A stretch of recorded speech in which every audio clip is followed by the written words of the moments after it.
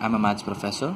Today I'm here to teach how to find inverse of a matrix by mere 2 to 3 steps, because many of my students have been asking me that, sir, can you please make a video on how to find inverse of a matrix in 2 steps.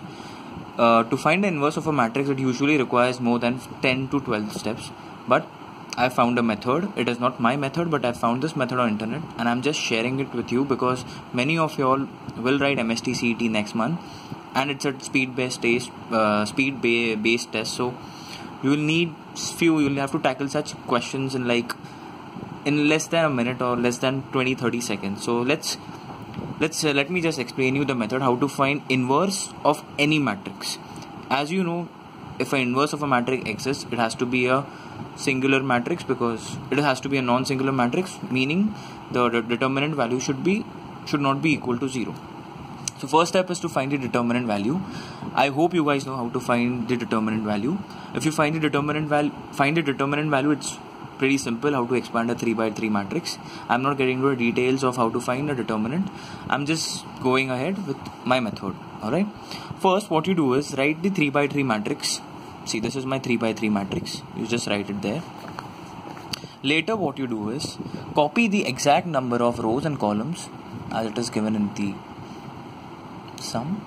So this is 326, 112, 225. After this, copy the first column next to the third column. Copy the first column next to the third column. Let's go ahead. So it becomes 3, 1, 2. Now copy the second column right next to this column. Okay. So this is 2, 1, 2. After this, copy the first row below this third row. So it becomes 3, 2, 6, 3, 2. After this, copy the second row below this. So it becomes 1, 1, 2, 1, 1. Okay. So after this, forget the first row and the first column. You have to neglect these and these. Okay. Now pay attention.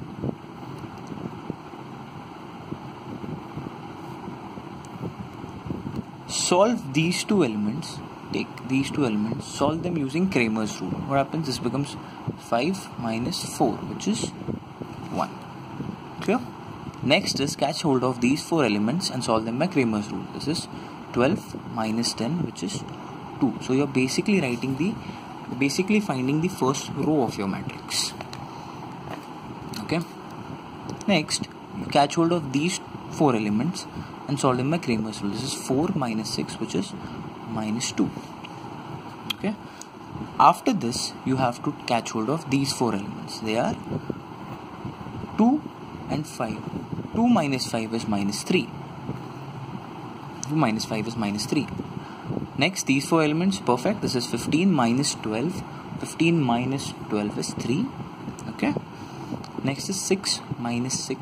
6 minus 6, which is 0. After that, catch hold of these 4 elements. This is 2 minus 2, which is 0. After this, catch hold of these 4 elements. This is 4 minus 6, which is minus 2. This is 3 minus 2, which is 1. Guys, what we have found is the adjoint matrix. So this is nothing but my adjoint of A, which is 1, 2, minus 2, minus 3, 3, 0, 0, minus 2, 1. After this, to find the inverse of a matrix, simply use the formula. Inverse of a matrix is nothing but 1 upon determinant of A into adjoint of A. And determinant of this matrix is nothing but 1. The determinant of this matrix is nothing but 1.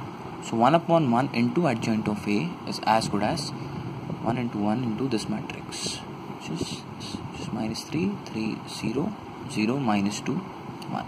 And this is how we found the inverse of a matrix in minimum number of steps. Obviously, I had to explain it, so it took more than a minute. But once you are through with this method, once you are used to this step or this method, you can find the inverse of a matrix in minimum 50 or 60 seconds. Okay, thank you.